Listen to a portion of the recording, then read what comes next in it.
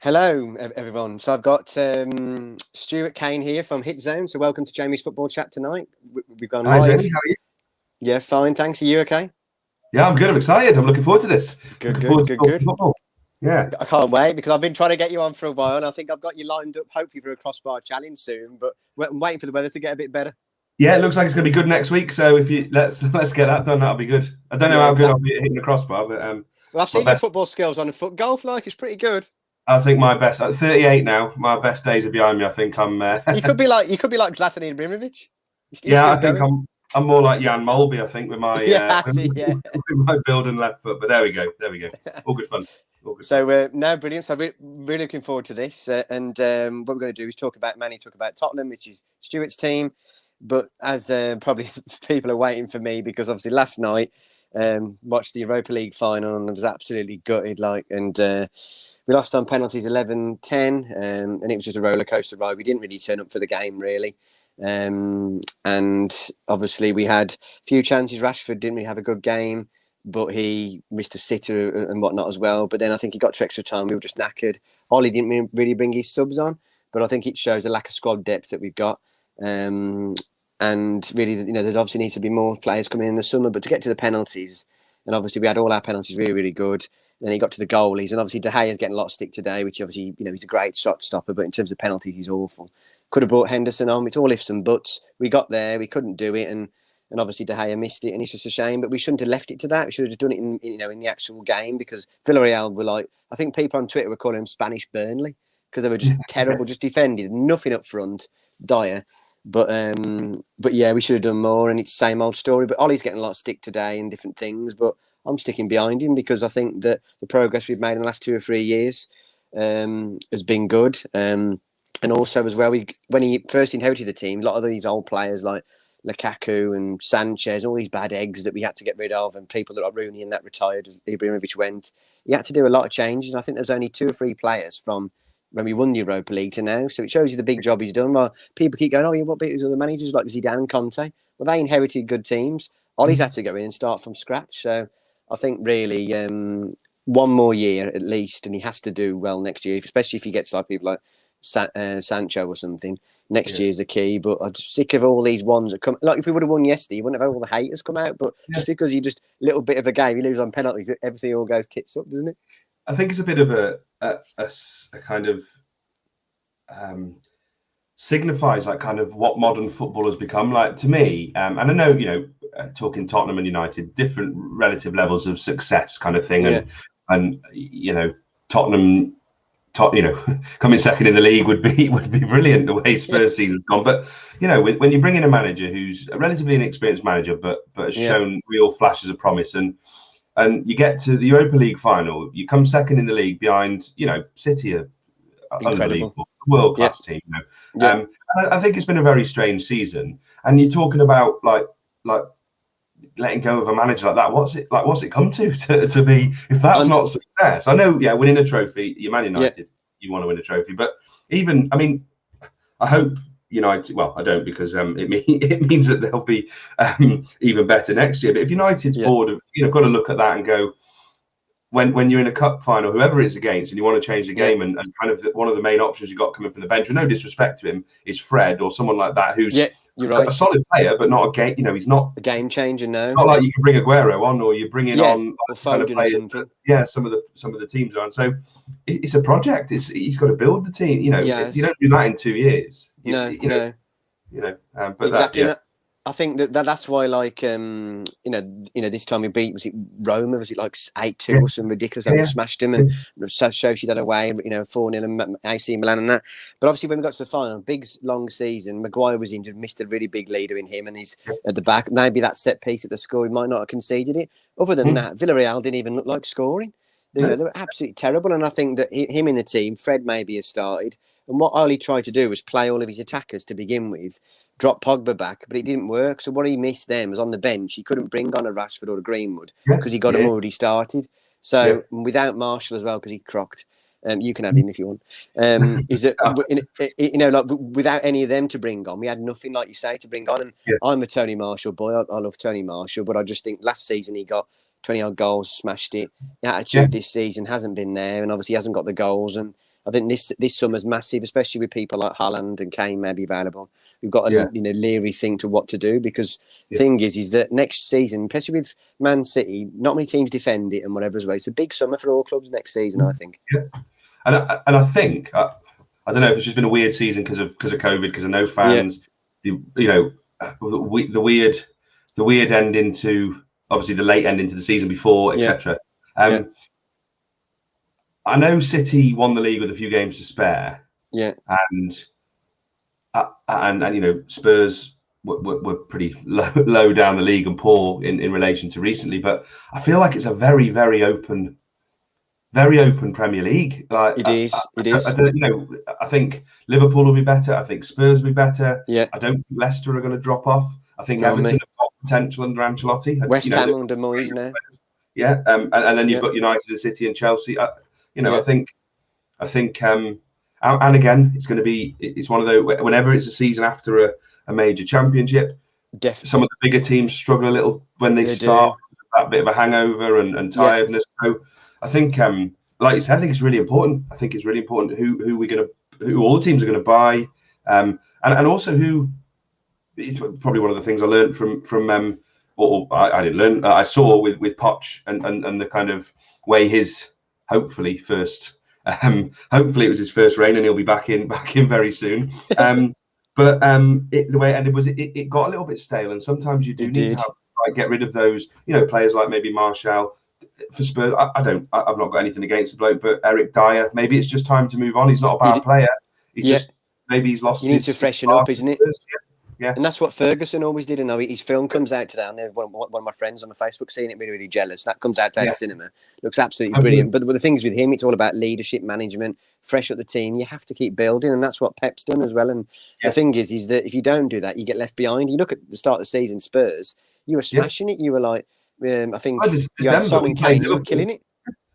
December, we played Liverpool to go top of the league. Yeah, that's it. Look at that. And we lost, and then we went on a bad run. The same again after that, and that's what I think you talk about, like Maguire. And I remember reading Roy Keane's autobiography years and years ago, after he finished playing at United, and he said, like, so things like just understanding the ebb and flow of a game, but also the ebb and flow of a season. And some games, if you can feel that bad run kind of starting, sometimes it's just about digging in. It's not about going right. Can Kane and Son score 3 each again this game? It's about getting a 1-0 win, isn't it? Really? Yeah, regardless of whether it's Burnley, City, or anyone. It's just, and I think, like you say, maybe last night with a little bit for all the stick Maguire gets, he's an international and he's a leader. Maybe just there'd have been a couple of pivotal moments that he would have just been able to have a word in someone's ear, or just even set the tone of the game by either keeping the ball or sometimes putting it in Rose's head. And I think a lot with all these young, skillful footballers now that we see from, who are unbelievable footballers. It lacks leaders really in the game, doesn't it? You do need them. That's why I think City had that little dip maybe after Kompany went. They did. They're back on. They're back on fire now. But it's not just about your Kane and your Sons. And I actually think while Spurs would, I know we're going to go on to this later, but while Spurs will miss Kane's goals, don't get me wrong, and his link up play, he at the moment, and I know no player is bigger than a football club, but he's the soul of Tottenham Hotspur right now. He's one of our own. That's right, like where Rooney was with us. And I think even if we replaced the exact number of goals and assists with a world-class player, let's say Sancho came into Spurs and scored that, we'd miss that experience, that leadership, that he's Tottenham, but we'll see. Maybe we'll get another season out of him. Who knows? But I think it's interesting with like Maguire, because a lot of people give him stick because he's 80 million as well, a lot of money, and obviously his English people do as well, like they always do, as the press do. And obviously I think that United fans, I've sort of backed him from the start, but I think that when earlier in the season, people were like slating him over. But no, he's great. But as soon as he's out the team, 3 or 4 games, he exposed Lindelof, Bailly, and that looked really, really poor. And yesterday, like you say, Stu, we would have needed him, and he could have sort of G'd up some of the lads, stopped that set piece coming in, sorted out. We missed him really, really, really big. Fred as well is obviously not the best, but he works hard. He would have helped as well, pushed Pogba up. He's played in World Cup semi-final. Yeah, Harry that's what I Maguire, mean. it's a Yeah, big game. Whether big game, whatever and he's one people, of our most important players in that World Cup as well. yeah, exactly, Yeah, exactly. yeah, But yeah. It's I think it's going to be like really, really, like you say, funny because last summer was a bit of a write off because of the COVID. Not many big teams spent big money. This no, season no, because of Euros. Then you've then got the COVID easing. You should have teams spending more money. So yeah. see what happens with Levy, and we'll come on to that in a bit. What he's going to be Yeah, doing. and I think the other thing that and I think this will be big for teams. When I said it's quite an open season, an open league at the moment. One of the Yeah. things I saw, and I haven't seen the up to date stats, but the difference in points won at home pre and post Yes, COVID saw that. Yeah, was huge. And I I think more think teams won it away, Stu, didn't they? yeah, and I think like I'm not saying that's the reason why Spurs didn't have a great season, but when you've got a passionate fan base like Spurs have, 60,000 or whatever it is in the new stadium, and it's empty. Yeah, I think that is going to affect. it is. I think it is going to level the playing field. I know certainly if I was, I don't know about being intimidating going away, but if I was a footballer and I had 50, 60,000 people, if I was a United player or a Spurs player at Old Trafford or the Spurs stadium, getting behind me, It spurs you on. it would make it would make a big difference. But there we Yeah. go. That's another thing I think that might So might I think play into the season. exactly. And I think it was like when Ollie came out. It was a bit. Everyone was taking the pee, but it was when he said that like United players are getting confused because it was all red seats with all the like the banners and that in Old Trafford. So you had to change it to black because everyone was getting confused. So like small things like that, like you say, without the fans, United have been unbeaten in the Premier League away, which is amazing. But at home, they've been awful. Well, whereas if you'd have said to me at any time in the 20 years, well, more than that, 30 years that I've been a football fan, I'd always look at teams like United, Liverpool, Chelsea, probably in the second half of that time, Arsenal in the first half of that time, having great home records because definitely. But look at when you're this playing season. well, your fans are behind you and you're playing well. Definitely. There's a lot of emotion. We forget again with it's professional sports. The margins are very small. They are. Look at last night. Exactly. Yeah, there's not. It's not like it's the same as it was that famous thing about the colour of United's jerseys under Fergie with the grey ones when they lost to Southampton. Yeah, and whilst everyone does take the mick, there's so like a lot of what people do as athletes and sports people is so ingrained. It's not. It's almost robotic in some ways. So when there is a change to that, not everyone can adapt. Not everyone can take that as easily as some. Exactly. And I think the thing as well was that they did a lot of the players became like robots because like Cavani was obviously from abroad. He was struggling, missing his family, and obviously started poorly, was not fit and all that. All of a sudden, at the end of the season, when more things opened up, I think he scored like 12 goals in 12 games. Some ridiculous. He was on fire. He looked so fit at 34. But because like you could go out and see his family or go to different places, go for a walk like he does on his Instagram and that, which was great. But all before that, they were just like robots and just doing like that. So I think you're saying next season with fans back, it will help everybody. It'll be totally different as well, won't it? I think so. Yeah, I do. Yeah, I do. So it's good. So I'm excited to do these bits now. So what we're going to go through, guys, is got a few points. We've got the first bit is going to be Stu's best Spurs XI in your lifetime. Looking forward to hearing that. I'm not sure if you'll pick Berbatov, but you never know. You've got number 2, best goal you've seen live, either at the ground or at home for Spurs. Your favourite player. Thoughts on the Poch return, which is obviously all come in the news today. Also about Kane leaving. Will he maybe stay now because of Poch? I want to ask as well. And then we'll end it with Hit Zone, which is your company. So I'm looking forward to all that really. So the best Spurs 11 was tough because I had to juggle between favourite Spurs 11, as in my favourite players who aren't always the best. But if I went with best 11, there's some very good players who missed out. But I've gone with Lloris in goal. I think he's the best goalie. There's a special place in my heart for Paul Robinson and also Eric Torsby. He was the very first goalie when I first started supporting Spurs in the cup final in '91, which 91 cup final. I was born in '82. Probably started liking football at the age of 5. Spurs came along about 7 years old, and I was 8 years old, and it was when we played Forest in the cup final in '91, and it was on TV. Gaza did his knee, and it was the first obviously I'd seen highlights of Spurs games, but it was the first game I was able to sit and watch on the telly as live. Cup That's final amazing Saturday. memory for you then. And we won. And we won. So yeah, tours. But then back four, Stephen Carr. I've got it right. Carr, he's a good player. Yeah. Newcastle. I kind of thought about Kyle Walker, but there's a part of me that thinks he's quite overrated. But positionally, his pace got him out of a lot of problems. For England, Stu, too many times. Yeah, his pace got him out. I remember watching a lot of games live at the ground with Spurs, and you'd be thinking he's not, he's causing us all sorts of problems here. But his pace would, which is fine, his pace would get us out of that. But my two centre backs, Ledley King, without a shadow of a doubt. You have to. What a legend he was. What a legend. What a shame. And then the other centre half, and I've gone with a little bit of left foot bias here because I'm a lefty, is Jan Vertonghen. I've gone with. Vertonghen, good player, yeah, good player. I think he's went to Benfica, hasn't he? Benfica. Yeah. I almost went with him at left back, and Toby at centre half, Toby Alderweireld. But then I've got Danny Rose at left back. Danny Rose, the poorest position for Tottenham. As in, I was looking back, and we had Christian Ziege was there. We had Benoit Suakoto. Oh yeah, also played. Young Po Lee played under Yol, but Danny Rose, he's been released today. Danny Rose. I'll always remember as well. 14 years, is it 14 years? Something at the club. Yeah. Wow. And he's an international. He scored that goal against. He was good. Yeah. Midfield. If I could watch this midfield together. Sorry, go on, Carrie. Go on. So your goalie, obviously, Lloris. Was it a back four of Carr, King, Vertonghen, and Walker then? Rose. Sorry. Not Walker, Rose, yeah. Yeah.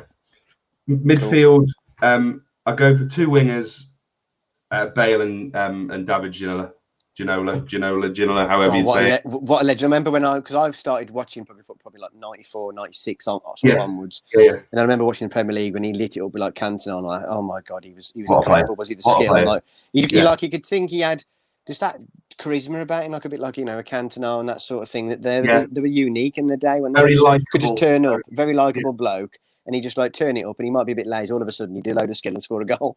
Yeah, and in the end, and I don't know, this is, I think most football fans would say this, but as a Tottenham fan, it's certainly important. I want to win, but I want to be entertained. I want to watch good, skillful footballers, and that's what Spurs have always been about. Both the centre halves would probably be, they're both ball playing centre halves, King and Vertonghen. Yeah. And then my two so Bale and Ginola, and then my two centre midfielders, Gaza and Modric. Would have to be Modric, what a player, Gaza as well, yeah. Gaza and Lineker were my two heroes as a kid. They were like the two, Spurs players that I kind of grew up with. And people who have seen me play football, maybe in my teenage years, might not have agreed because I became quite an angry little footballer. But my thing was I didn't ever want to get booked. Like Lineker was never given a yellow card. I didn't ever want to get booked. So that ended in my teenage years. Sadly, I did get a couple of yellow cards. But Lineker, he never got booked, did he? Yeah. So Gaza and Modric. I think with those four in midfield, we very rarely lose the ball. Just keep the ball. Modric was just such a pleasing player on the eye to watch. It always looked effortless for him. Yeah, he was just like a proper baller, wasn't he, Modric? And when I watched him, he was the kingpin of the Real Madrid Champions League success of 3 or 4 in a row. Him and Kroos, unbelievable. Yeah. And I think Modric. Go on. Sorry, he's that good. And when he had the run with Croatia to the final and that as well, and he's just so talented. And I think he went a bit deeper as he got older. But going forward, and United were after him as well for a long time. So obviously you boys got him, and world class player, so naturally gifted as well. And to be so small and be able to, we've come up against some big, like Yaya Toure go against Yaya Toures and your big Sam Allardyce teams where they'd have two big centre midfielders who just go around kicking people. And I never remember him. I never remember Modric. He probably did, but I never remember him ever staying down very long. He just always get straight back up. And that must have been for a player who, and you have these in football. Your players who are out there to spoil and to ruin the game. To see him just getting up, wanting the ball, having that appetite. He never shied away. And I think he's brilliant. So that would be my midfield four. But what about Gaza though, Stu? What a player he was. Did you see what Fergie said in his interview with Sorry, I think it was with Neville on Sky. No, He said didn't he see it. thinks if he would have signed him from Newcastle, and he had players like at the club at the time, he had Robson and Bruce. That, but obviously some of them were like Bruce. He was a big Geordie. Yeah. He thinks he would have got them underneath his arm, put their arm around Gaza, and he might have gone the straight and narrow, and maybe then might not have ended his career so quickly and not done all the stupid things he did. And I think that may have helped him, and had Fergie as his boss as well.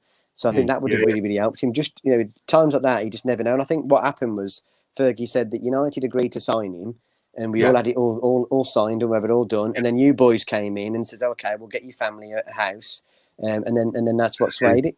Yeah, I mean, he's some of the stories you hear as well about, like, when you think of the level of his performances. Yeah. Like even watching back, and obviously I kind of started following Spurs quite near Gaza wasn't there that long. Yeah, he wasn't. Yeah. Obviously, the first televised game I saw, he did his knee and he was off to Lazio. That's right. And I just think when I read some of the stories and hear, like by his own admission, by when you hear like people like Paul Merson and things like that talk about what went on, how he was that good. Despite it takes me 3 beers and I'm out of action for 2 days. Yeah, he was drinking, doing all these things, and then playing at a world class level. He was an entertainer. But I think a lot of people, certainly now, because it's almost 30 years ago, 25, 30 years ago. I mean, if you look, Euro '96 was probably his last hurrah, wasn't it? That was kind of when we think, and that's what Euro '96, 25 years ago. I know it was blown my mind. I feel old. People forget what an absolutely incredibly skillful, talented footballer he was, because of all the jokes, because of all of that. He was always loved, but he was hard to knock off the ball. He was skillful. Again, he'd get kick lumps out of it. He'd go back and he'd take more, and he'd ask for the ball. And I think again that's something we were talking about leadership earlier on. I think that's something that's again really undervalued, is those players that doesn't matter what happens in the game, how many passes they misplace, how many times they get kicked, keep carrying on. They go, come on, I want the ball. Give me the ball. Give me the ball. And I think to lose it.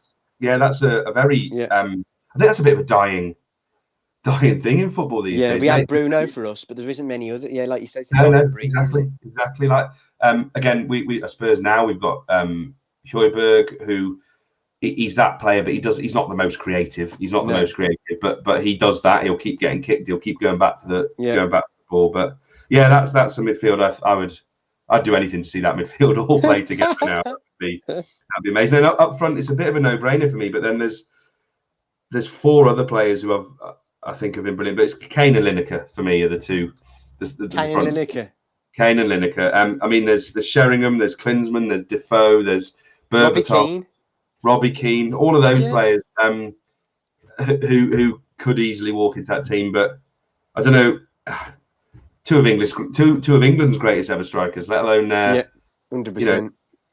If you put Rooney in with them, and maybe some of like Greaves and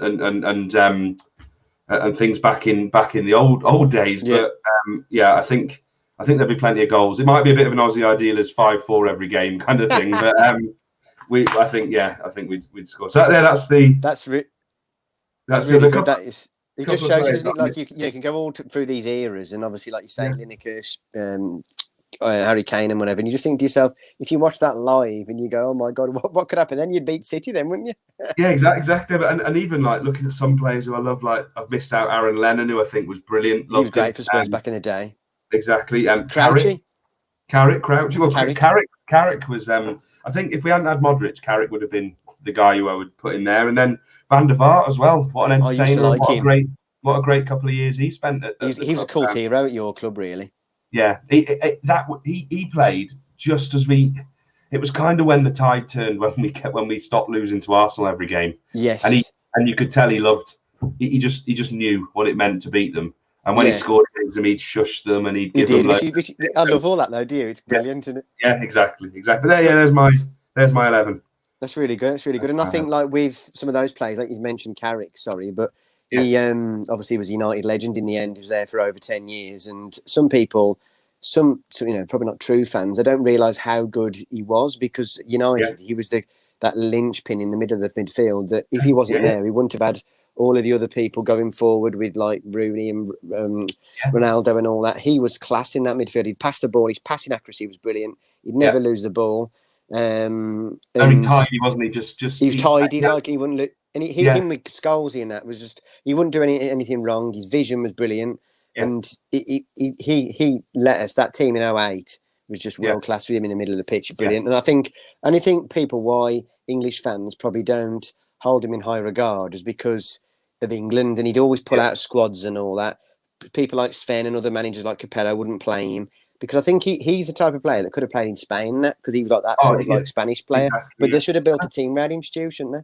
Yeah, and I think again it was that thing of at that time with England, you had the superstars of Gerrard, Lampard. You had to put them in Scholes. And even a player of Scholes is like who's again one of the best players of our generation of I know he's retired now, but of my kind of that United team in '99 and into the 2000s. And he was played on the left-hand side of midfield for England. And it's just like, because he was quieter, he was, I was about to say he scored some less spectacular goals, but he scored some amazing goals. He did, he did, like the one at Aston Villa away, like, and Bradford. That Beckham corner, Beckham corner, like, boom, top bin. But then the crazy thing is that what I think you find, it's such a shame. I'm looking back, I was chatting to one of my friends recently, and I said, because he's a bit younger than me. And I was like, well, I've seen a lot more heartache than you in tournaments.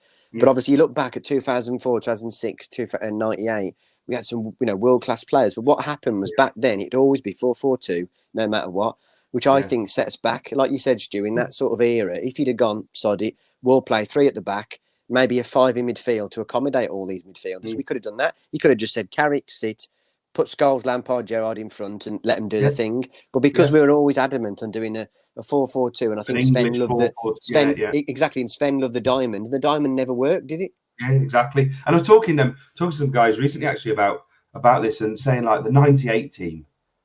That's one of my favourites. That was brilliant, and we had 10 men. We got robbed as well. We got robbed. Could have beat the RGs, and then that 2004 team.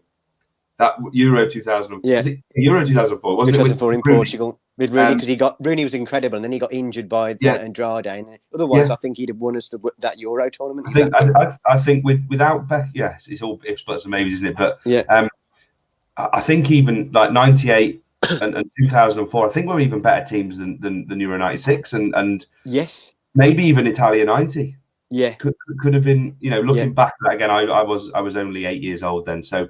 But like Euro '96, that '98 team, they were same. I remember that's when that's probably my first World Cup I probably watched all the way through, and I remember like with the Campbell thing when it went in, and it was obviously like now with VAR going technology, if we would have had that goal, who knows what would have happened, and it would have helped us. But the squad had leaders everywhere and great forwards and that. But again, it goes back to managers. Sometimes a lot of them are scared of failure. They're frightened to do substitutions and whatever, and obviously the rigid 4-4-2. And I think over time now that's changed. Southgate's done better with the World Cup. He's changed his formation. But I'm just always worried that because the media have hammered us for so long, it scarred a lot of players, didn't it? And managers, didn't it? And I don't know about you, but whenever I watch England in a major tournament, and this is just indicative of the media and of the nation's hopes, I always think we're going to have a villain rather than a hero. I'm like, who's it going to be this time? Is it going to be Kane missing a penalty, or is it going to be Rooney getting sent off, or an own goal, or is it instead of going, Kane could be like knighted because he's here? And I always think I don't know if it's English pessimism or something like that. I get carried away. Don't get me wrong. I love the tournaments, but I'm always thinking, who's it going to be? It's the Beckham, with the effigies hanging up after '98, and then Rooney with the sending off and the injury, and then it's the English way, isn't it? It's the English way. That's fun when I watch some, we'll go on to Hit Zone later, when I watch some of your videos saying about, like mental health and different things, you think about some of those things with, like, we had stuff last night with Rashford getting a lot of stick, De Gea getting a lot of stick on social media, which is awful. But you look back then, you mentioned like Beckham and the effigies and all that. And like, obviously when that happened, there's no social media around, but imagine if it was, because like you'd go into grounds away and they were giving him a load of stick. And like back then he was getting it, but obviously there was no social media. So if that would have happened now, it'd been even worse. I think people forget that they're, and we will go on to it, but one of the things, I think people forget that they're just human beings. They're just are. And the other thing is, I think where it stemmed from now, and a lot of modern footballers I find not particularly likable, but I think they've been so distanced from the public because of the hatred that comes their way and how easy it is to abuse somebody now. And I think it's come from the fact they're paid a lot. That's what I think. Like, the money's gone up, but because of sponsors. And I think there's this weird thing that people do. Ordinary people like you and me. But that's a bad example because we don't do this. But it's like, well, they're earning that money. They're not earning it like instead. There's plenty of money to go around. We can all earn a lot of money if we want to, if we work hard, etc. And it's almost as if people are hating them for like earning money that they should have. Well, they should have like jealousy, Same as like some of these people like Jeff Bezos or Bezos from Amazon and Zuckerberg and all those. Like, they aren't having all of the world. There's not a finite amount of money, and they've got a large portion of it. There's more money out there to be earned if that's what you're after. And people seem to hook onto this thing that anybody who earns money, anybody who earns big money, is to be hated, or and it comes from that place of jealousy, of insecurity, of also the world. I'm going to do a Facebook Live on this tomorrow, so I'll quickly touch on it. But I think it comes from the whole comparison thing. Like, people look at something online and go, "I wish I was like that." Instead of I'll never get like that. I wish I was like that. Instead of going, how do I get like that? I'd love to be like that. What has footballers are a bad example because some of the work starts when they're 5, 6, 7 years old. But what work has that bloke put in to get a body like that? Or what work has that woman put in to be a successful businesswoman like that? And they just go, I wish I was like that. I'll never be able to be like that. So they go, what are the steps? What do I have to do every day? Do I have to get up at 6 o'clock? Do I have to go for a run every morning? Do I have to not drink beer? Whatever it is. And this weird comparison thing with social media where, like, you know what, Marcus Rashford just, he's a bloke who has. He's only 23 as well. And you look at the examples, like you're right there. Like, I remember Beckham when I was younger. They say he used to like train hours after the training finished, just practicing free kicks and crosses for corners. And like Ronaldo and Messi are still going out the top because they did all that extra stuff. They don't just do it just because it's a fluke, just because they turn up one day and go, I'm Ronaldo, I'm going to be good. You've got to put that effort in, haven't you? And I think that what I always find, we're both passionate football fans, that you got American football and hockey and all that other stuff over there, and NBA, NFL and all that. They get paid a hell of a lot of money. But obviously English we do here, but because there's no other sports that get paid as much. Obviously Lewis Hamilton and Formula One, they do. It's just a quick thing to just hammer the footballers because they get paid. Like, well, other sports stars get paid more. So exactly. And I think it's one of those things as well where people just assume it's like this God-given talent. I agree. We're all born the same. They've just been better and trained better and got to better facilities. Yes, exactly. Some of us, there are some genetics that make us. Some people do, build muscle better than others, and due to genetics and quicker. Actually, you know what? When you read all these autobiographies, these lads didn't go out on the piss. They didn't go chasing girls. Maybe George Best and Gaza, maybe. But they didn't go out. They didn't go out and do that. They sacrificed a hell of a lot. And you know what? If they get paid 300 grand a week, 400 grand a week, fair play to them. Yeah, exactly, because they have short careers, Stu, and I think that a lot of times now with social media, they can't really go out and do as much because they all get slated. And I think because at the moment that, if like when all that stuff with what was it called? Maguire last summer with all the stuff in Greece, it's obviously really bad, but who knows what went on there, because all in the media and all that, you never know all the sides of the story, rather than a lot of times they're just always in the media no matter what they do, but you don't see all the times when they've not been out for so long and been really good on this lockdown with forced to stay in and all that, it's the short careers, isn't it, and it's not long. And I think that at the moment they're just blokes, as you said earlier on, and at the end of the day it's having that mindset to think, actually I want to be like that. How do I come to that? Not just slating him just because he's missed a penalty or whatever. It's just these things can happen in sport. And for a lot of people, it's easier to attack somebody else than to look at our own. Most of the people who attack others, not physically necessarily, but mentally and online things, a lot of them are just very unhappy with their own life. And that sounds really condescending. It sounds very, very condescending. I've seen that before, Stu, quite a few times, And I've noticed since I've got happier and more appreciative of where I've got, starting a business, I wanted, it was all about the destination. It was like, where can I get to, Yeah. and just grind and hustle for that time until I get there. And actually, you know what? You've got to enjoy like the process of getting there and be appreciative of the things that happen, whether you're earning, 15 grand a year as a junior in an office, or Yeah. Jeff Bezos earning billions of dollars, and because you don't know where the journey's going to go. No.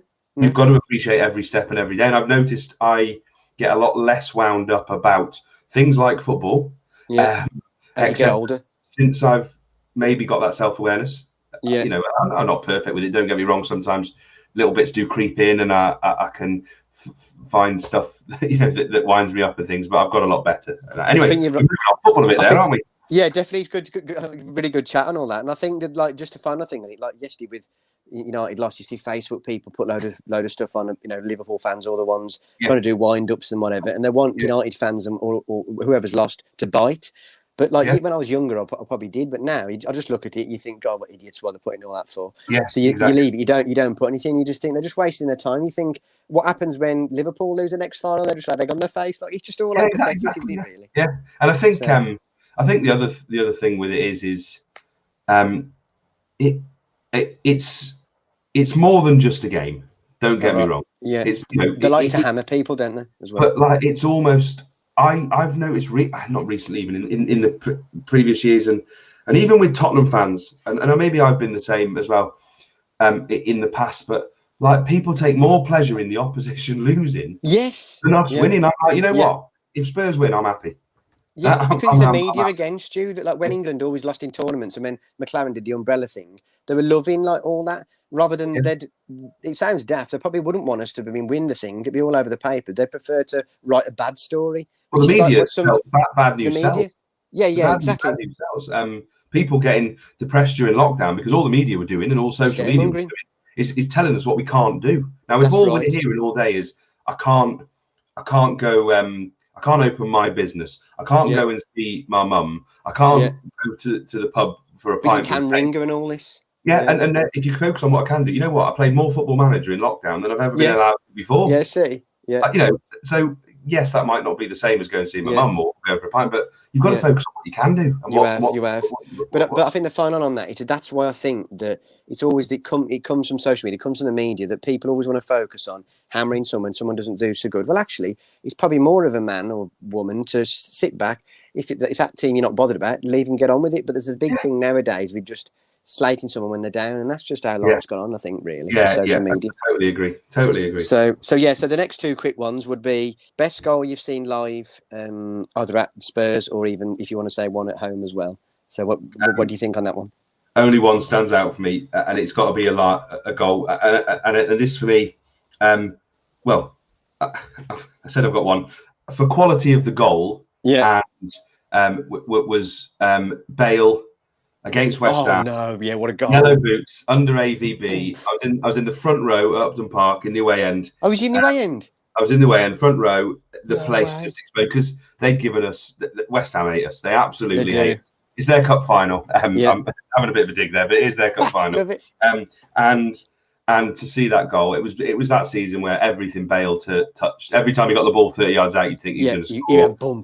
And it was prime Bale. It was just mental. And then the other one for me, and again, I was at the game. Wow. It wasn't the best goal for quality, but for what it meant. Yeah. In that moment, probably my greatest moment as a Spurs fan was when Crouchy scored at the. Was you there? Yeah, I was there. I was there up in there, and again, for what that goal meant for that journey of never qualifying for the Champions League and beating City in their own backyard. They'd had a big display at the beginning of the game with a blue moon rising, and then Crouch. I was cheering when you did that. I was cheering in my front room. Go on, Crouch. never known. Again, I'll touch on it, but again, I'm thinking of games I was there. Woodgate in the Carling Cup final. I was there when he scored that one against Chelsea in extra time. Class. Again, and to be honest, that's what football's all about. Those moments. That's what makes football. It is. Same as I'll happily admit, 1999 in my living room, not a United fan at all. Yeah. Not a United fan at all. I must admit, I love David Beckham. I love that team in '99. Yeah, the English core. When they scored those goals against, but the equaliser and then the winner, I was jumping around almost like I supported United around my living room, because it was the moment, it was the theatre, it was the drama, it was what it meant. You could tell what it meant. It was coming out. Fergie was going balmy. Yeah, exactly. All on the Matt Busby's day, and I think because I was only, I don't know how old I was. I must have been 8 or no, I must have been about 10 or something. Yeah. But I remembered I thinking, we're losing now. I remember like Crying and whatever, thinking, what we're doing here, what's going on? Then all of a sudden, I think Sheringham scored, and I was like jumping around, going, balmy. Yeah, and I wasn't that old, and all of a sudden Solskjaer scored. I was like, I couldn't believe it. It's crazy. For the emotion to go, you're going out to win in 2 minutes, bump. Yeah, same as again. If I think about it, I've written down about some of the best games for me, and one of them, best game I saw on TV, other than the cup final, that my first one was only 2 years ago with the Ajax game when Moura scored his hat trick, and just the emotion, just the emotion again, being like we were out of the tournament. You were out, and then last minute, done and gone, and and I've got to give a special mention to one of my favourite games live was beating Arsenal 5-1 in that same Carling Cup. It was Carling Cup back then. That we won in the semi-final. I'd been to the Emirates. I'd seen us draw 1-1 with them, and then I was in the ground. We beat them 5-1, and again, I'd had a few drinks. I must admit, I'd had a few drinks for that game. But it's very rare as a Spurs fan that you can enjoy a game. Yeah, we absolutely played them off the park, smashed them. Who did you have up front? Was that like Defoe and that all back then? Was Berbatov. Berbatov, 2008, so we had Berbatov, Zakora, Jermaine Genius, Woodgate, Lennon. Good side that was. And again, I think, it's very rare. All those other games I've mentioned have been tense and tight and extra time, but whereas it was one where it was like a party all the way through, and so I particularly enjoyed that, especially But it's all about those memories, isn't it? And having them and embracing, but then thinking, hopefully those memories will come again soon. Oh, I hope. It'd be nice if it's anything like the last season, then there won't be very many of them. But there we go. Yeah. So that's really good. I've had some really good chat so far, and I think that the two biggest points here is Poch and obviously Kane. So I think for me, a few of my mates usually give me a bit of stick because obviously this is funny how this happened really, because we had Jose and obviously Mourinho came in. And obviously, special one and all that. And I think over years that sort of like lost his touch.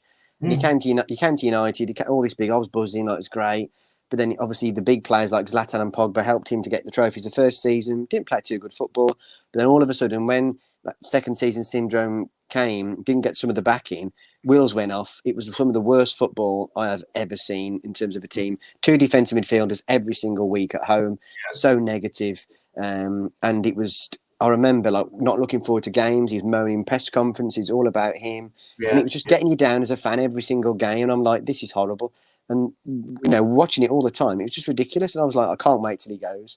And when he went, and then when he went to Tottenham, everyone was buzzing, Mourinho's going to go to do really well. And all of a sudden, it happened exactly deja vu again. And he chucks his toys out the pram.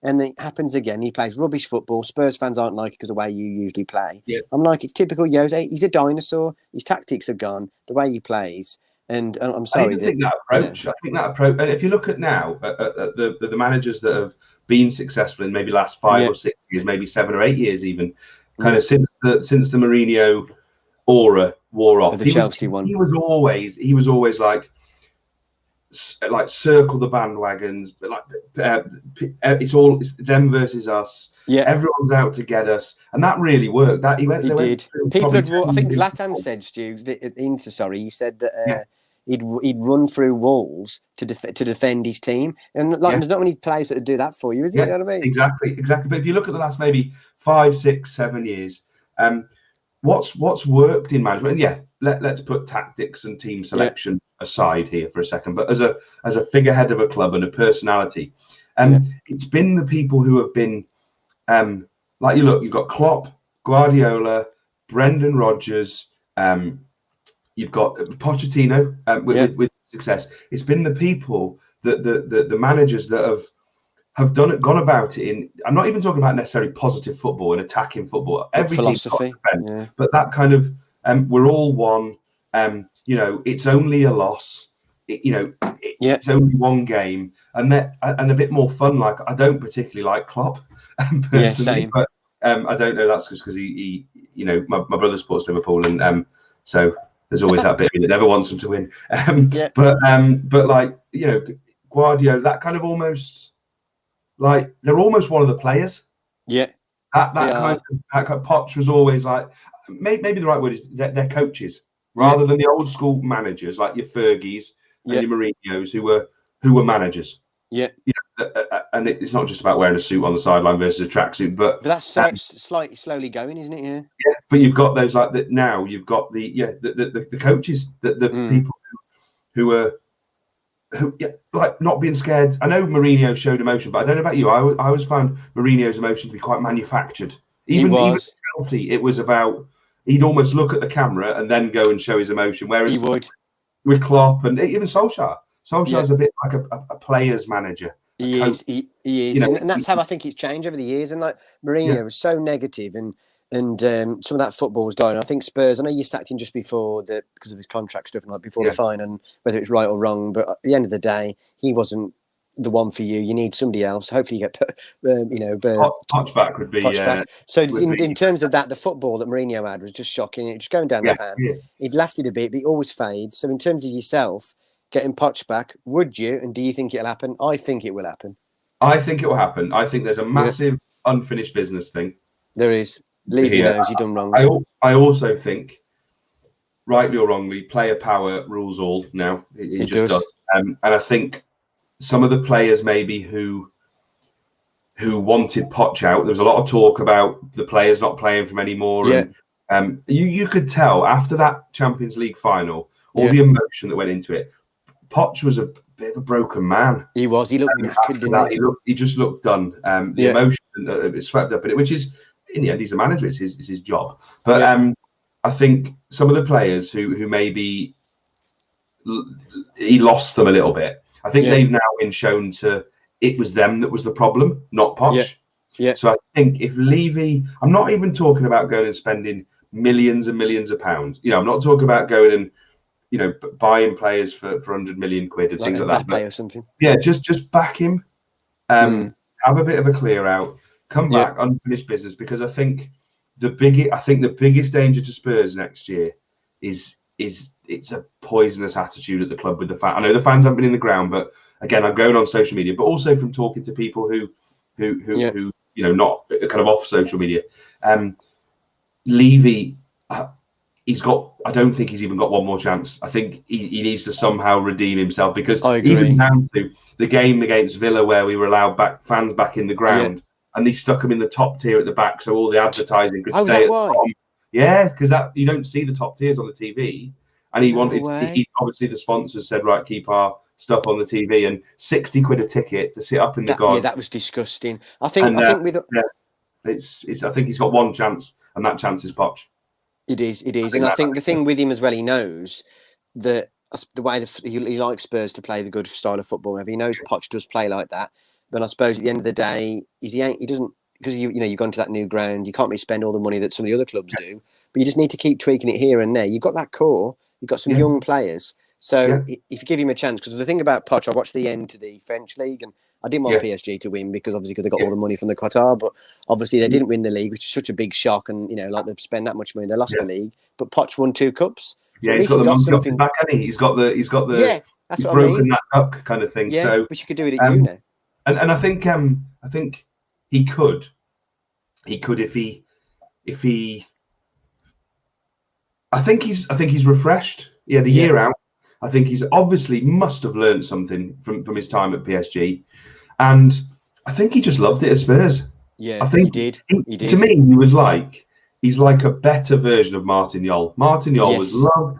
Yeah, he took us up a level. But he just wasn't good enough. enough. And then Poch has taken that further. But I do think, because Poch has got a lot of the stuff that was underrated about Poch. I only read about this recently. Yeah.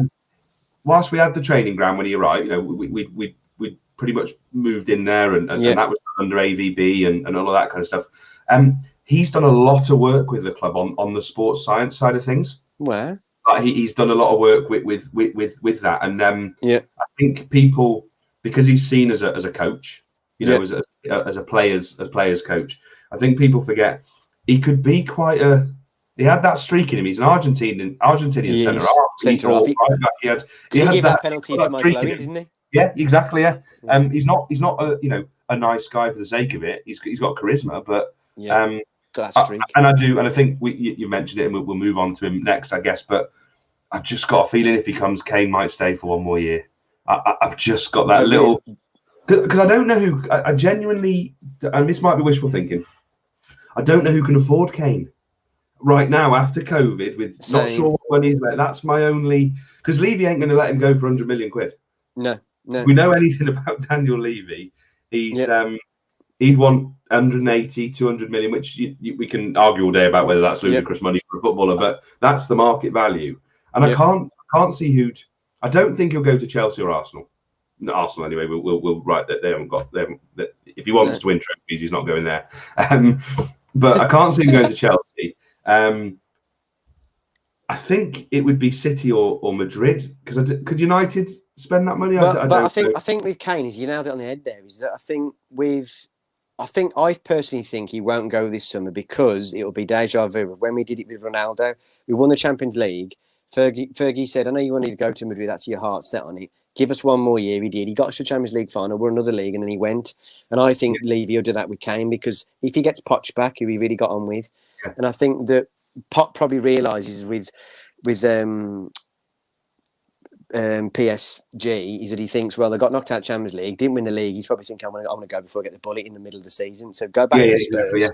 Kane can obviously stay 1 year, and then next year he could maybe get the move if it doesn't work out. Because at the end of the day, City, they could get him, but I suppose he doesn't really play a proper 9 at never, though, does he? Pep, does he really? Exactly. Because Guerrero's more of like a 10/9. United would love him, but can we afford him? We're getting everybody else. Madrid and Barca are buggered because of COVID. So the big boys, Bayern have got Lewandowski. Yeah. So where would he go? I wonder as well. I also think as well, with like, if you take this season in isolation. Yeah. And I know you've always got to go on what's happened lately. This is the most recent evidence we've got of where clubs are at and where teams are at. I don't think there's a huge gulf between 2nd and 8th or 7th. I don't think United are that much better than Spurs, that if we go next season with Poch, with fans in the ground, hopefully with Levy. I heard a quote from Levy saying maybe we have been a little bit wrong in prioritising the stadium and things above things. Maybe he's just saying that to pacify, but I don't like. I was thinking, would go into United, like would it mean he wins the league and he wins these cups? I don't, and that's not a dig at United. They're a great team, but is there? Don't get me wrong. Like 10 years ago, there was a huge gulf in class. There was. But it's gone like that now, isn't it? Yeah, and like again, that you would say 10 years ago, would I ever have had a hope in hell of Spurs going to Anfield, Stamford Bridge, Old Trafford, or the Emirates and winning? Maybe the Emirates, but the others, no way.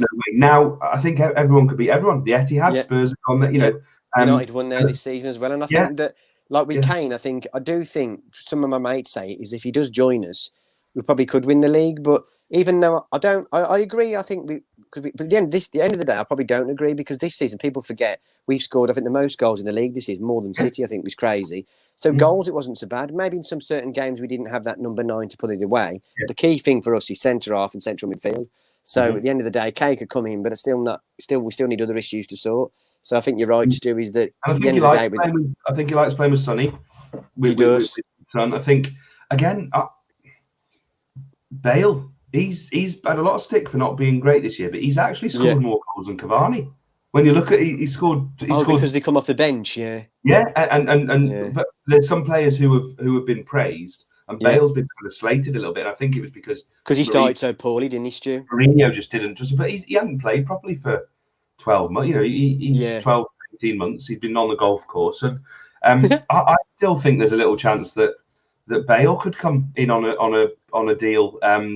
Because he's been Poch days, I mean, if you have Bale, Son, and Kane, that's that's not a bad front three. That's not bad. And fully fit Bale as well, And if you imagine those three under Poch, in the way Poch played, rather than Jose, defensive, than the way Mourinho played, I mean, there's goals there, and Yeah, and you then literally just let them do what they want. It yeah, doesn't matter worrying about coming back to defend. Just do what you want. Potts just should get put the yeah, midfielders running. Yeah, Højbjerg. I think again, I don't know.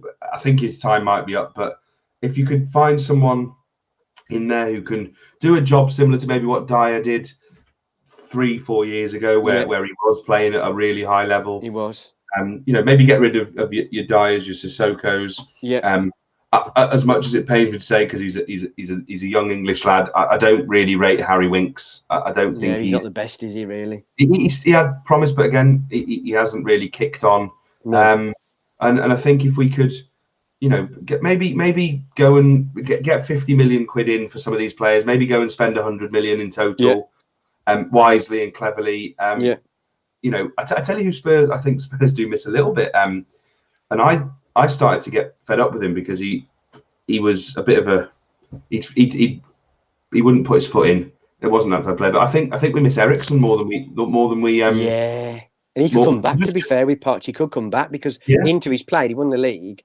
I think he's been in and out of the team, and I think that he's done well a lot of times off the bench. But yeah, he was quality for Spurs. That free kicks. I think the problem with him was typical English football fan, and I'll fall into this camp as well. Yeah. You want your players, especially midfielders, to go and put their foot in, even if they're a playmaker.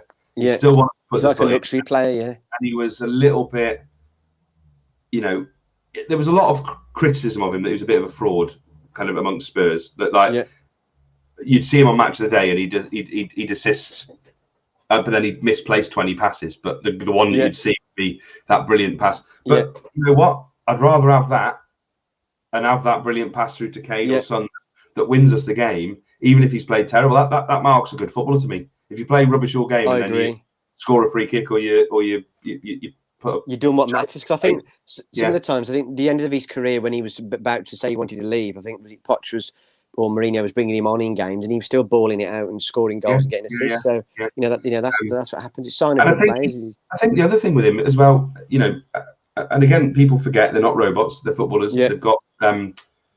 They've got personalities. They've got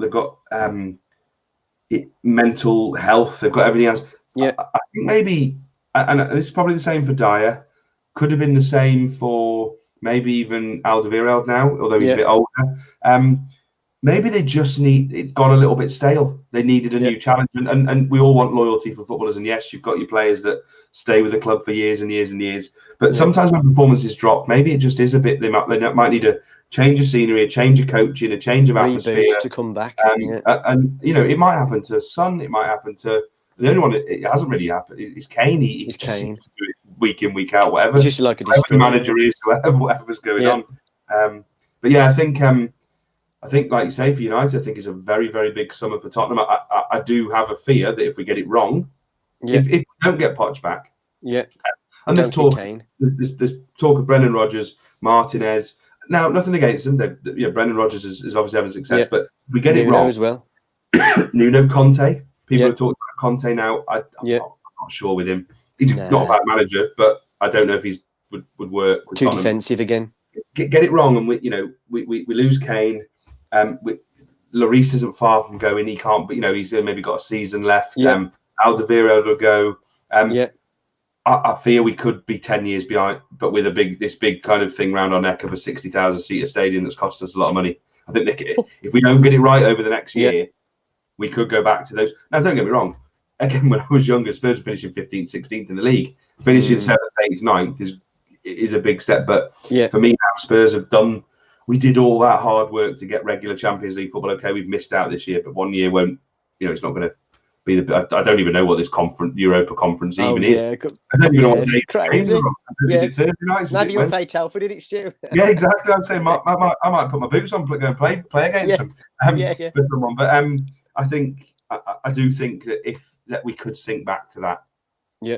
If we get it wrong, and we lose, because I can't imagine people play. But there's a lot of teams who'd go for Son if he's not got Kane and these players around him, because he's a world class footballer as well. He is. And if he goes, might be the wrong time to start wanting to go back and watch them. Yeah, just like transitional period, and I think I did I did see just on my phone, and I think I've got it plugged in. I might need to charge. So I might try and put my headphones in my AirPods. One sec. Nothing worse than if it just like drops all the way through. No problem.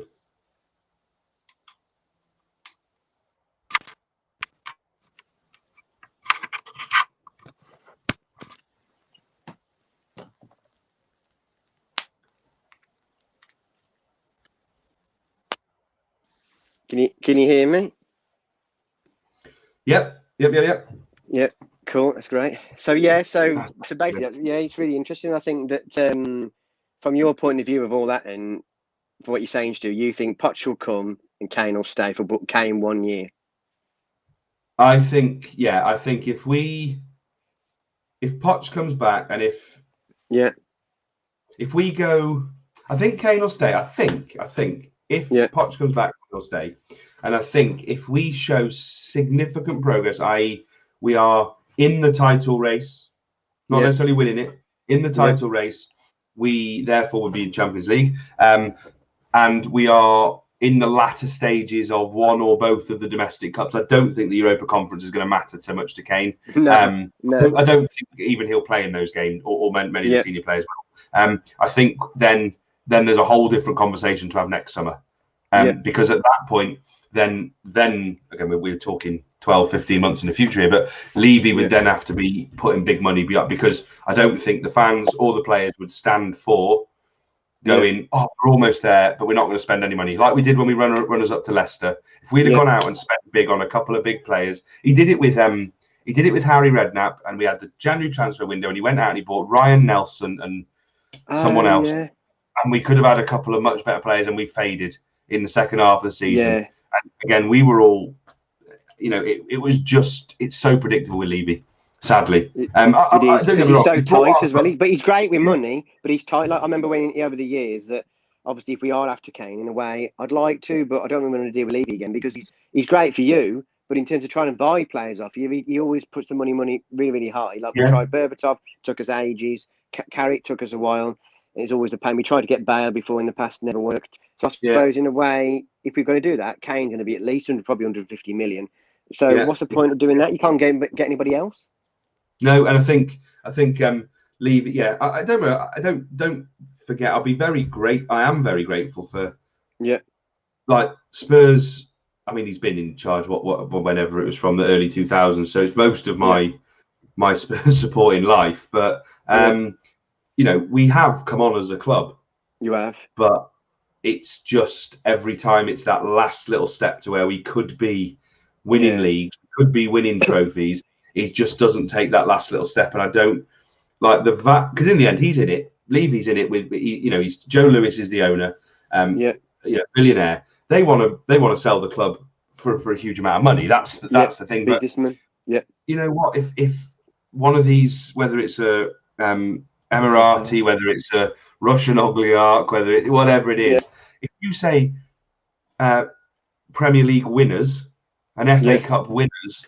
The value of the club, that's what he's forgetting. The value of the club goes so much from a marketing point of view as well, from like a selling shirts and marketing our club in countries and markets that haven't been tapped into yet, and raising our profile in the States and the Far East as winners. To be honest, I'm sure you probably, as a football fan, Spurs are a little bit of a laughing stock. Yeah, for being the people say.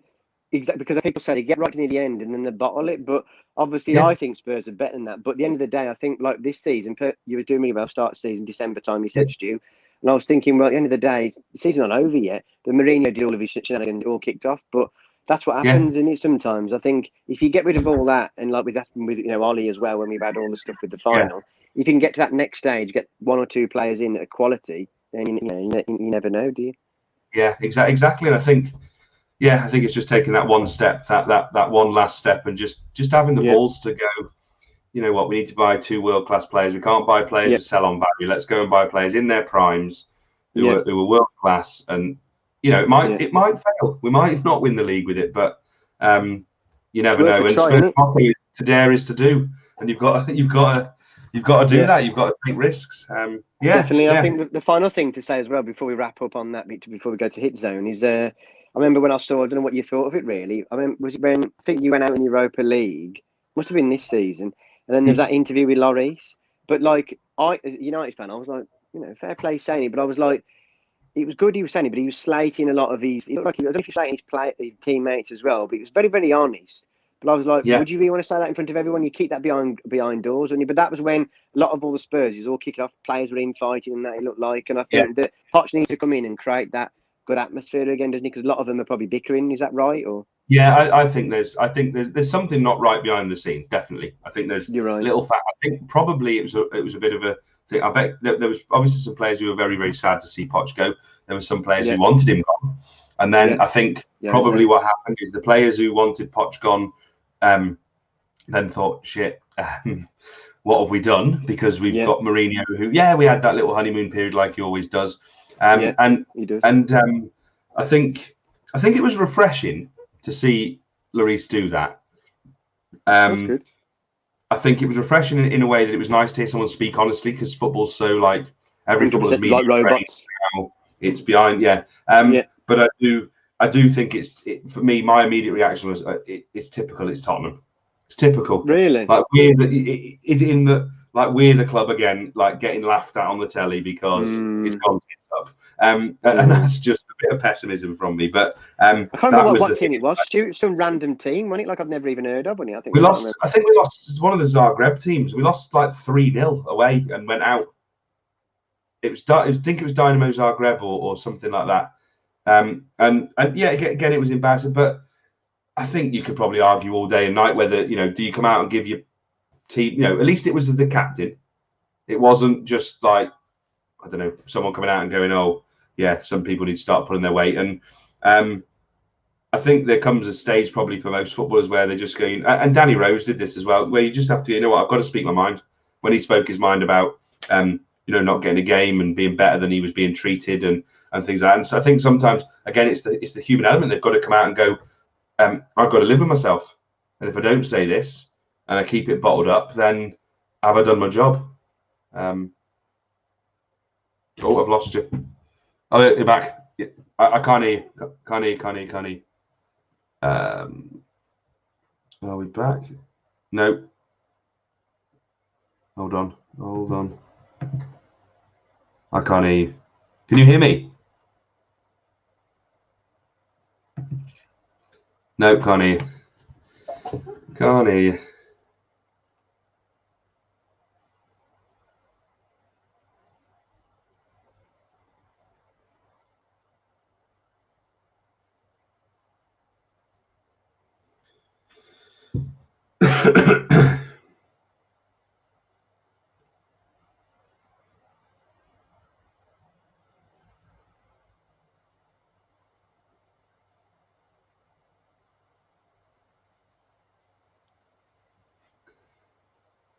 He's back. I'm back. There you go. Yeah, can hear you. Sorry about that. That's all right. That's all right. Technology, eh? It's Technology, yeah. Somebody I put that thing when I said to you, did not see earlier on about do not disturb on my phone, but somebody rang me, no caller ID. I'm getting loaded of these randomly. I don't know what's going on. Oh yeah. I get them all day. All day. I get these. Yeah. Yeah. So that's on that Lloris thing. Yeah, that was what I thought for that. No, that's interesting. No, cheers. So, apologies about that. So, obviously all about the Spurs. I've actually really loved chatting to you about Tottenham. Really interesting because I'm a big Man United fan, but to hear someone so passionate about Tottenham, and that's great. And like you say, fingers crossed you can get back to going there next season. You might get the love back again for going. And I really enjoyed chatting to you, Stu. Really good. I think United and Spurs. I think there's. Whilst I always love beating United, don't get me wrong, and I've been to Old Trafford a few times to see Spurs win and lose. But I think like we said before we came on, there's a bit of I won't say a link, but both teams like to play attractive football, play the right way, got great histories. English players, yeah. We may be rivals now that Spurs have kind of picked up a little bit generally over the last 10, 15 years, but they're a team. They're a team I don't mind seeing do well, to be honest. If I had to choose a team, to win the league out of Chelsea, Arsenal, City, and Liverpool, United, I'd probably choose United. Yeah, I'm the same. I think when you were doing well that one season when couple of seasons ago, I can't remember when it was. I was like, yeah, I prefer Tottenham to win and all the other ones. You're right. Yeah, At when the I end of think the I day, was they on, had we some good lost to players. Leicester, wasn't it? We That lost was the it. league to Yes. Leicester in the end. Yeah. Yeah, yeah, Yeah. But no. Really enjoyed it. Like, so I think yeah. what Same here. my aim is, we need to obviously meet for a beer or whatever, and also as well, we need to do a crossbar challenge. I'm interested to see what your skills are still like, because I've seen your skills at foot golf, and I was very impressed. So Yeah, that was a good few years ago now, I think, at Rob Stagg. So yeah. That was definitely have to do that. 4 now, so that would be 5 or 6 years ago. That was. Was it? Wow. Yeah. So no, I'll be up for a crossbar challenge. It's You'll good. get that in the next couple of weeks.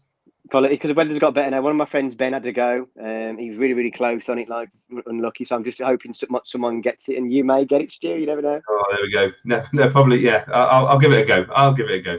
Yeah, Yeah. class. So finally, then we had really good to chat about Tottenham, and obviously I've been still good about Man United, but you've cheered me up now, so thank you very Good. much. That's my pleasure. That's good. So just to chat really about Hit Zone. So obviously, like what you've been doing with Hit Zone lately in lockdown. Obviously, the easing now has helped up now because the gyms are reopened and whatnot. Obviously, I've told you before off air that I really like your videos you do, nearly every day. You've sometimes used to walk around where you live and do a quick video of how people can cope with problems with mental health and the lockdown and all that as well. And I just think it's absolutely, great, like, inspiration to so many people. So I just want to just hear what your thoughts on all that, really, Stu.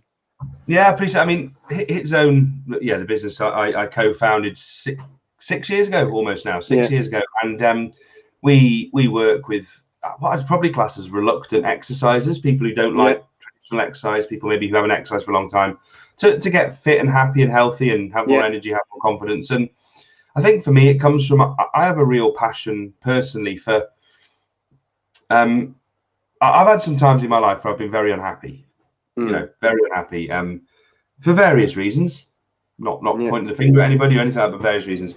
And over time, and as I've worked a lot on myself, I spent a lot of money and time and energy on being coached and learning and studying.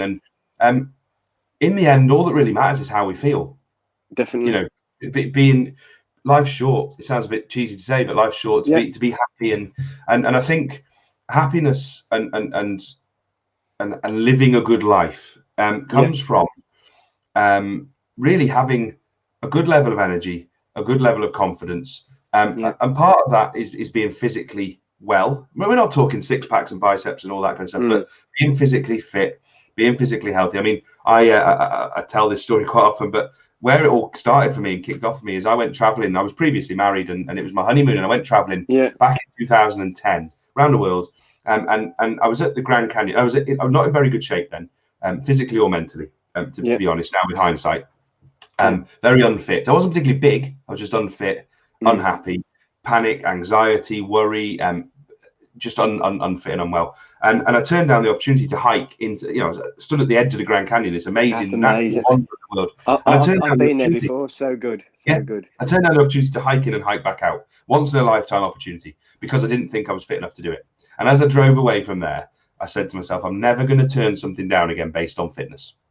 Never going to turn down So if you said to me, Stu, do you want to go walk up the Wrekin tomorrow? I never want to have to go, I don't know if I could manage it. I don't feel it. Yeah. If you want to go and Stu, we need someone to stand in for five-a-side or something like that. Yeah. And to me, life is about taking those opportunities and having that energy and the confidence to do so. And that's what I try and do. And if my little videos and again, I'm an ordinary bloke. I do like food. I like to have a beer. I'm not always, at my fittest. I do get stressed with the business, and I haven't got children myself, but I've got a partner. And, I'm very close to my mum and dad and my brothers. And I just want to see. I get a real buzz. I put a post up the other day about seeing people be successful. I love to see other people happy because I get great energy from that myself. That's good. And kind of Hit Zone. That's what I want. We 25-minute high intensity interval training sessions, but the machines we use are very unique. They're based, that they allow people of different fitness levels to work out together. And I do also believe as somebody, I'm not getting ahead of myself. I'm I'm not like I've got thousands and thousands of followers on Instagram or Facebook things, but I do believe I'll get your autograph next time.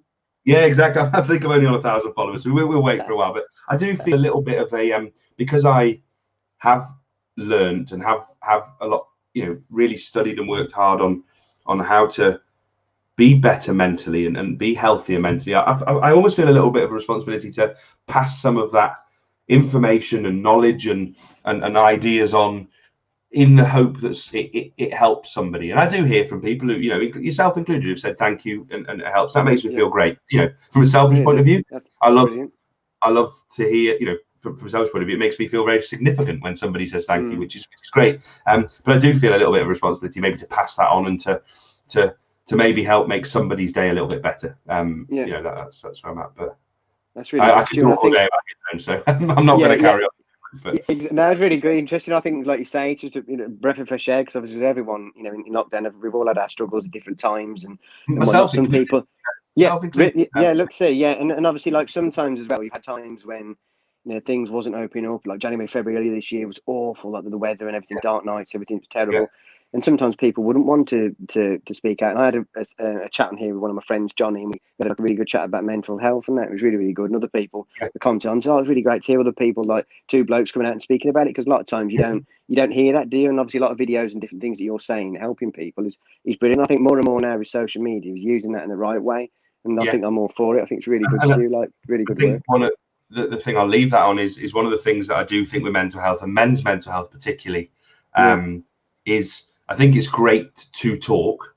I think it's great to talk and to be able to feel like I'm okay to say that I'm feeling vulnerable, or to show vulnerability, and I don't want to dismiss it as feeling down. It's maybe more than that. But what I also believe, and what I hope maybe my videos do, or some of the messages I put out there, is that the only way we can change how we feel and how we are is to actually take some action. Yes, talking is great and things, but talking to me, if then I gave some advice or some help, until somebody takes action, whether that action is you know, going for a walk, getting to bed earlier, drinking less alcohol, whatever the things are that are causing some of these mental health problems, it means nothing without taking that action and doing something about it, which is often the hardest step for a lot of people. Definitely, and like you said before, it's sad how many men are in a bad place. I know that's not the same for women, but men particularly. 100%. You see, you know, at your gym and that, you know, other people. I know, you know, a few people that have been to your gym and that, and I know a lot of times is that people don't want to speak because they get embarrassed, and that old stigma, isn't it? But I think now a lot of things with especially football and mental health, and I know Prince William and Maguire and a couple of others have done lots of work with that, and that's great. And getting more people to speak and all that. And biggest thing we go on about is just be kind to people. You don't know how people are, and that as well, and that's key. And I just think what all you're doing is, you know, is brilliant. So long may it continue, Stu. It's great. Yeah, I appreciate that. I think, like you say, I think for men as well, I think sometimes when we've been almost conditioned that when we speak out, we might feel like we're a bit of a burden on people. But you know, I saw a Facebook post the other day, and I think it's done the rounds a few times. It says, "I'd rather sit and listen to your problems than listen to your eulogy." You know, I'd rather. No one's ever a burden. We all go through tough times, and definitely. You know, there's always help out there. That's what I would say to people. There's always, even if it is, you know, ringing a mate, speaking to someone anonymous, whatever it is, just take action. Don't just sit there and feel terrible, because life is way too short to go feeling awful, you know. Definitely. And just a final plug then, Stu. So if people do want to sign up to Hit Zone, you've obviously got obviously I live in Cotswold, Wolverhampton, so your nearest one's Telford and Shrewsbury, is it? Yeah, so we've got 14 around the world, I'd say. So brilliant. But the best thing to do would be, if you're in Shropshire, head to our Facebook page, which is Hit Zone Shropshire, or my personal page on Instagram or Facebook, Stuart Kane. But if you're anywhere else, head to hitzoneglobal.com and fill in the form there, and you can look at what studios are on. We've got some in the south of England, Cheshire, America, Canada, all over. One day there'll be one in every country. That's the game. And in Codsall. Yes, we'll get one there. Don't worry. You'll be the first member. I'll be the first member. You can cut the ribbon, the green ribbon, when we open. I'll get my T-shirt on you. There we go. Anyway, no, thank you very. I've really enjoyed that. I really appreciate your time. That. Thank you. Really enjoyed that, Stu. Really good. So hopefully see you soon. Get that crossbar challenge done, and that'll be really good fun. So I really enjoyed it tonight. Have a great rest of the evening. Yeah, drop me a message about the crossbar challenge. We'll get that done soon. Can't guarantee I'll hit the crossbar, but I'll have a good go. Yeah, Nice great. one. Top man, have a great weekend, bank holiday. Cheers. Enjoy Take yourself. care. You Take too. care. Bye-bye. Cheers. Thanks. Bye. Bye.